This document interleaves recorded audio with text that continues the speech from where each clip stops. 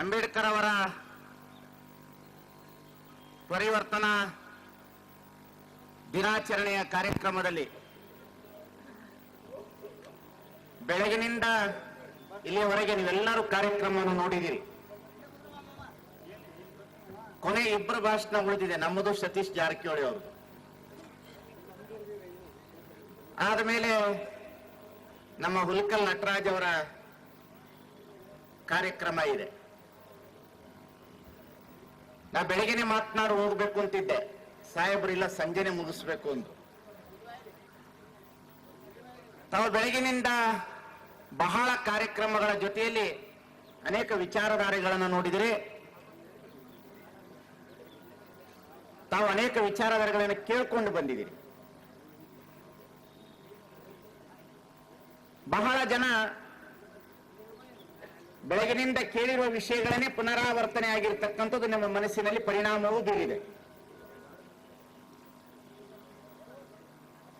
ಅಜ್ಞಾನ ಅಷ್ಟು ಬೇಗ ಹೋಗ್ತಕ್ಕಂತಹ ವಸ್ತು ಅಲ್ಲ ಅದು.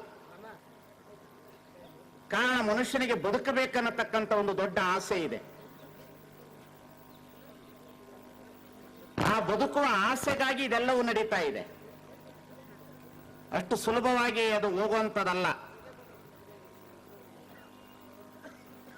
ನಾವೆಲ್ಲ ಪೂಜ್ಯರು ಮಾತನಾಡುವಾಗ ಹೇಳಿದ್ರು ಎರಡು ಮಾರ್ಗ ಇದೆ ಅಂತ, ಒಂದು ಜ್ಞಾನ ಮಾರ್ಗ, ಇನ್ನೊಂದು ಮುಕ್ತಿ ಮಾರ್ಗ. ಈ ಜ್ಞಾನ ಮಾರ್ಗದಲ್ಲಿ ಆದ್ರೆ ಬಹಳ ಜನ ಜ್ಞಾನ ಮಾರ್ಗವನ್ನ ಸ್ವೀಕರಿಸೋದಿಲ್ಲ. ಬದುಕಲಿಕ್ಕಾಗಿ ಜ್ಞಾನ ಸ್ವೀಕರಿಸ್ತಾರೆ, ಉಪಜೀವನದ ವಿದ್ಯೆಗಾಗಿ ಶಿಕ್ಷಣ ಸ್ವೀಕರಿಸ್ತಾರೆ. ಆದ್ರೆ ಮುಕ್ತಿ ಮಾರ್ಗವನ್ನೇ ಬಹಳ ಜನ ಬಯಸ್ತಾರೆ. ನಮ್ಗೆ ಒಳ್ಳೆ ಸಾವು ಬರಬೇಕು ಅನ್ನೋದು ಎಲ್ಲರ ಬಯಕೆ, ಇನ್ನೇನು ಅಲ್ಲ. ಎಲ್ಲರ ಬದುಕು ಚೆನ್ನಾಗಿರ್ಬೇಕಪ್ಪ, ಎಲ್ಲರೂ ಮನೆ ಕಟ್ಟಿದಾಗೆ ನಮ್ಮ ಮನೆ ಇರಬೇಕು, ಎಲ್ಲರ ಮನೆಯಲ್ಲಿ ಬಂಗಾರ ಇದ್ದಾಗೆ ನಮ್ಮ ಮನೆಯಲ್ಲಿ ಬಂಗಾರ ಇರಬೇಕು, ನಮಗೆ ಕಷ್ಟ ಬರಬಾರದು ಅನ್ನತಕ್ಕಂತಹ ಉದ್ದೇಶ ಬಹಳ ಜನರಲ್ಲಿ ಇದೆ. ಇದು ಮನುಷ್ಯನ ಬಹಳ ಮೂಲಭೂತವಾದಂತ ಒಂದು ಇಂಟೆನ್ಷನ್, ಬಹಳ ಮುಖ್ಯವಾದಂತ ಒಂದು ಗುರಿ ಅದು. ಆ ಮೂಲಭೂತವಾದಂತಹ ಆ ಆಸೆಯನ್ನ ಪೂರೈಸಿಕೊಳ್ಳುವುದಕ್ಕಾಗಿ ಮನುಷ್ಯ ಈ ಎಲ್ಲ ದಾರಿಗಳನ್ನು ಹಿಡಿತಾನೆ. ಪ್ರತಿಯೊಬ್ಬರೂ ಸಹ ಶ್ರಮದ ಜೀವನದ ಬದುಕಿರೋದಿಲ್ಲ, ವಾಮ ಮಾರ್ಗದ ಜೀವನವನ್ನ ಹಿಡಿದು ಬದುಕಬೇಕು ಅಂತ ಹೊರಡ್ತಾರೆ.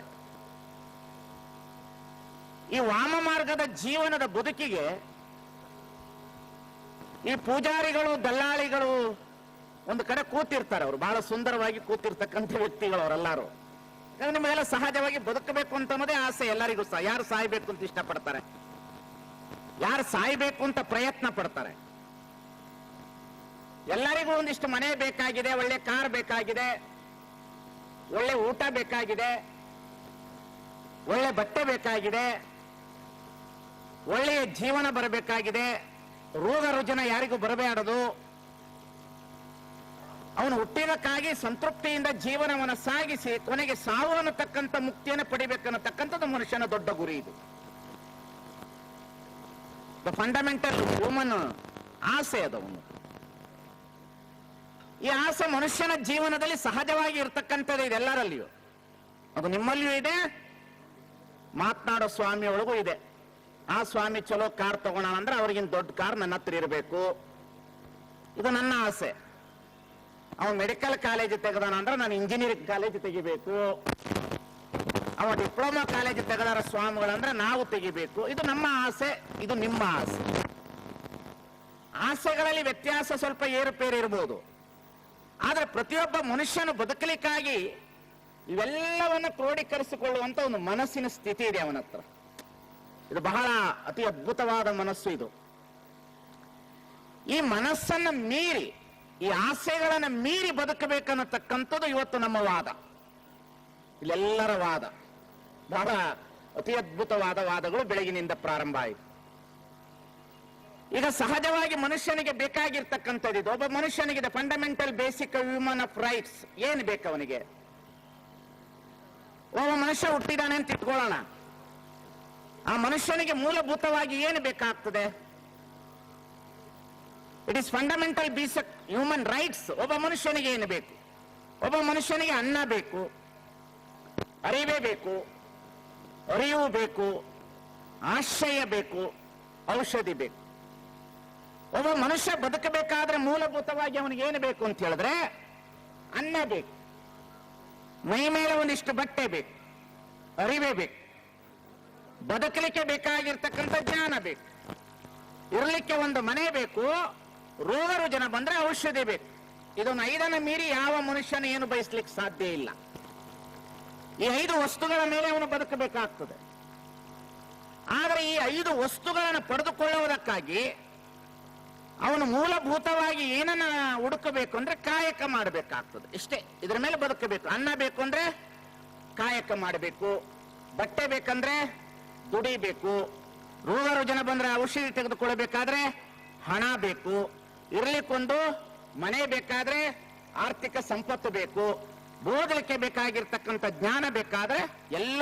ಇಲ್ಲಿ ಬಹಳ ಮುಖ್ಯವಾಗಿ ಕಾಣತಕ್ಕಂಥದ್ದು ಈ 5 ವಸ್ತುಗಳಿಗಾಗಿ ಮನುಷ್ಯ ಬಡದಾಡ್ತಾನೆ. ಇಲ್ಲಿ ಇನ್ನೇನಕ್ಕಾಗಿ ಬಡದಾಡೋದಿಲ್ಲ ಅವನು.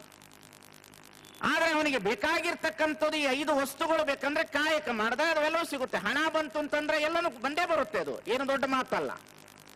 ಆದ್ರೆ ಮನುಷ್ಯ ಹಣದ ಕಾಯಕದ ಮಾರ್ಗದಿಂದ ಬಂದಿರತಕ್ಕಂಥ ಸಂಪತ್ತನ್ನು ಬಳಸಿಕೊಂಡು ಬದುಕಬೇಕನ್ನತಕ್ಕಂತಹ ಜೀವನದ ಕಡೆಗೆ ಅವನ ಬದುಕಿಲ್ಲ. ಜೀವನ ಕಾಯಕ ಮಾಡಿ ಬದುಕಬೇಕನ್ನತಕ್ಕಂಥ ಪ್ರಜ್ಞೆಯಲ್ಲಿ ಅವನು ಬದುಕ್ತಾ ಇರೋದಿಲ್ಲ. ಇಲ್ಲಿ ಮನುಷ್ಯ ಮುಖ್ಯವಾಗಿ ನಾನು ದುಡಿಲಾರದೆ ಎಲ್ಲವೂ ಬರಬೇಕನ್ನತಕ್ಕಂಥದ್ದು ಅವನಿಗೆ ಬಹಳ ಮುಖ್ಯವಾದಂತ ಒಂದು ಗುರಿ ಇವತ್ತು ನಾವು ಕಾಣುತ್ತಾ ಇದ್ದೇವೆ. ಈ ದುಡಿಯಲಾರದೆ ಬರ್ತಕ್ಕಂತಹ ವ್ಯವಸ್ಥೆಗೆ ಬಹಳ ಅಸ್ತ್ರವಾಗಿ ನಿಂತವರೇ ವೈದಿಕರು. ದುಡಿಯಲಾರದಂತಹ ವಸ್ತುಗಳನ್ನು ಕೊಡ್ಲಿಕ್ಕಾಗಿ ನಿಂತವರೇ ಪುರೋಹಿತಗಾರರು. ದುಡಿಯಲಾರದ ವಸ್ತುಗಳಿಗೆ ನಿಮಗೆಲ್ಲದಕ್ಕೂ ಸಹ ಬೇಕಾಗಿರ್ತಕ್ಕಂಥ ಸಂಪತ್ತನ್ನು ಕೊಡ್ತೇವೆ ಅನ್ನತಕ್ಕಂತಹ ದಾರಿದೀಪವಾಗಿ ನಿಂತವರು ಯಾರು ಅಂದ್ರೆ ಈ ವೈದಿಕ ಸಂಪ್ರದಾಯರು. ಇದು ಬಹಳ ಮುಖ್ಯವಾಗಿ ನಾವು ಗಮನಿಸಬೇಕಾಗಿರ್ತಕ್ಕಂಥದ್ದು. ನಾವಿಲ್ಲಿ ಯಾರು ಸಹ, ನಾನು ಅದಕ್ಕೆ ತಮಾಷೆಗೆ ಹೇಳ್ತಾ ಇರ್ತೇನೆ, ನಾನು ತಿಂಗಳಾನುಗಟ್ಟಲೆ ಪ್ರವಚನ ಮಾಡ್ತಾ ಇರ್ತೇನೆ, 16,000 ಜನ ಕುಳಿತು ಕೇಳ್ತಾ ಇರ್ತಾರೆ. ನಾನು ಅದಕ್ಕೆ ಹೇಳ್ತಾ ಇರ್ತೇನೆ, ಈ ಹೋರಾಟ ಒಂದು ಮುಖ ಆದ್ರೆ ಇನ್ನೊಂದು ಕಡೆ ಅರಿವಿನ ಪ್ರಜ್ಞೆ ಜಾಗೃತ ಆಗಬೇಕು, ಪ್ರಚಾರದ ಪ್ರಜ್ಞೆ ಜಾಸ್ತಿ ಆಗಬೇಕು. ತಳಮಟ್ಟದಲ್ಲಿ ನಾವು ಜನಗಳ ಹತ್ತಿರ ಹೋಗಿ ನಿಂತ್ಕೊಂಡಾಗ ಮಾತ್ರ ಇದನ್ನು ತೆಗಿಲಿಕ್ಕೆ ಆಗ್ತದೆ. ಯಾಕೆಂದ್ರೆ ಒಬ್ಬ ಮನುಷ್ಯನಿಗೆ ಭಯ ಇರ್ತದೆ. ಭಯದ ವಾತಾವರಣದಲ್ಲಿ ಬದುಕಿದ್ದಾನೆ ಅವನು.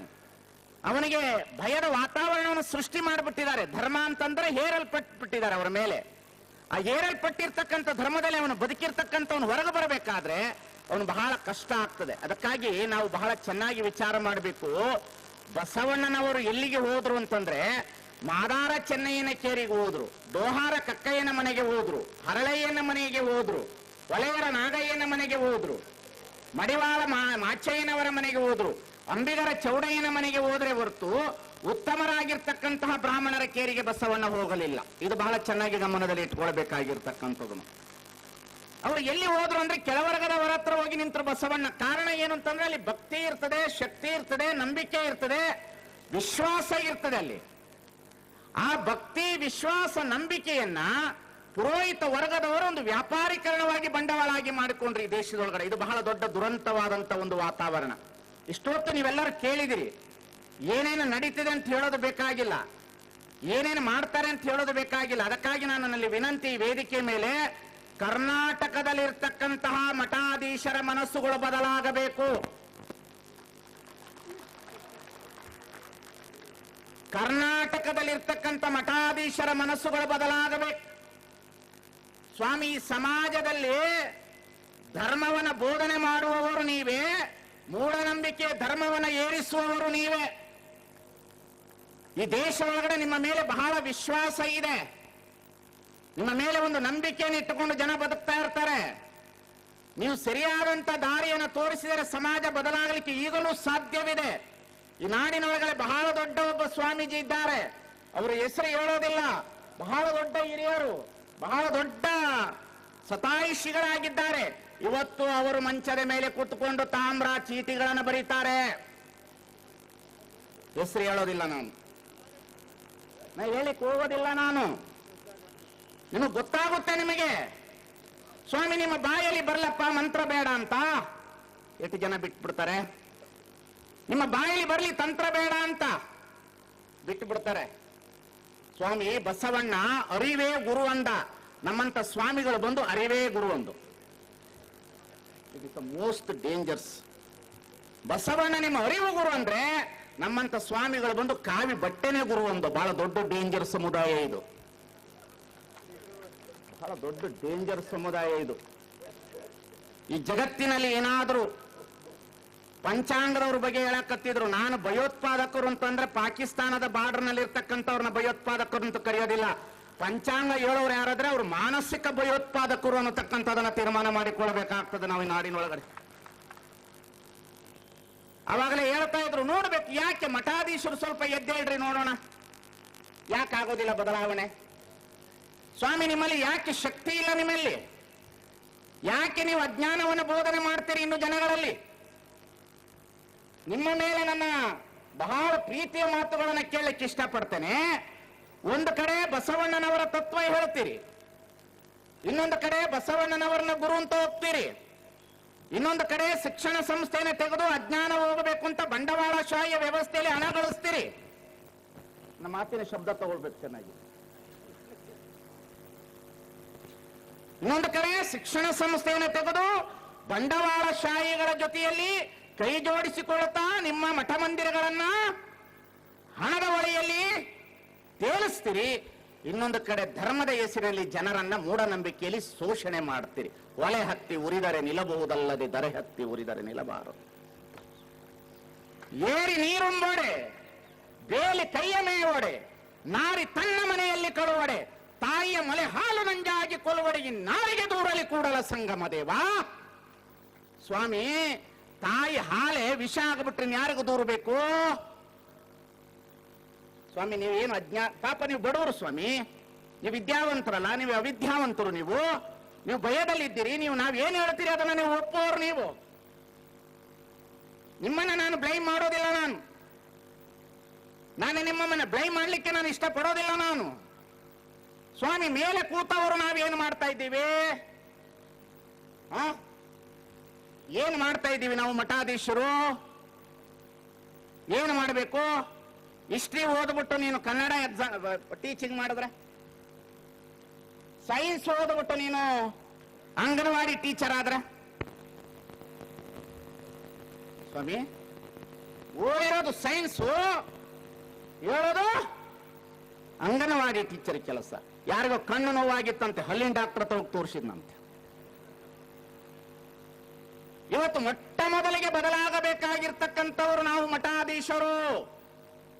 ನಮ್ಮಲ್ಲಿ ಮೊದಲು ಬದಲಾವಣೆಗಳು ಬರಬೇಕು, ನಮ್ಮಲ್ಲಿ ವೈಚಾರಿಕತೆಗಳು ಬರಬೇಕು, ನಮ್ಮಲ್ಲಿ ಮೂಢನಂಬಿಕೆಯನ್ನು ತೆಗೆಯುವಂತ ವಿಶ್ವಾಸ ಬರಬೇಕು, ಜನರಗಳಲ್ಲಿ ಆತ್ಮವಿಶ್ವಾಸವನ್ನು ತುಂಬಿಸುವ ಕೆಲಸ ಮಾಡಬೇಕು. ಧರ್ಮ ನಿಂತಿರುವುದು ಮಠಾಧಿಪತಿಗಳಿಂದ ಅನ್ನತಕ್ಕಂತಹ ಒಂದು ವಿಶ್ವಾಸ ಸಮಾಜದ ಮೇಲೆ ಇರುವುದರಿಂದ ಈ ಧರ್ಮದಲ್ಲಿರುವ ಮೂಢನಂಬಿಕೆಯನ್ನು ತೆಗೆಯುವ ಕೆಲಸ ಮಠಾಧೀಶರೇ ಮಾಡಬೇಕಾಗಿದೆ ಅನ್ನತಕ್ಕಂಥದನ್ನ ಬಹಳ ಚೆನ್ನಾಗಿ ಹೇಳಲಿಕ್ಕೆ ನಾನು ಇಷ್ಟಪಡ್ತೇನೆ. ಅವ್ರು ಮಾಡ್ಲೇಬೇಕು, ಅವರಿಂದನೇ ನಡೆಯೋದ್ರಿ. ಏನ್ ನಡೀತದೆ ಹೇಳಬೇಕು. ಎಷ್ಟು ಜನ ಇನ್ನು ತಾರ ಚೀಟಿ ಮಂತ್ರ ಕಾಯಿ ಮಂತ್ರಿಸ್ಕೊಡ್ತಾರ್ರಿ ಕೆಲವು ಸ್ವಾಮಿಗಳು. ಮಕ್ಕಳಾಗ್ಲಿಲ್ಲ ಅಂದ್ರೆ ಕೆಲವು ಸ್ವಾಮಿಗಳು ಕಾಯಿ ಮಂತ್ರಿಸ್ಕೊಡ್ತಾರೆ ಮಕ್ಕಳಾಗ್ಲಿಲ್ಲ ಅಂತ.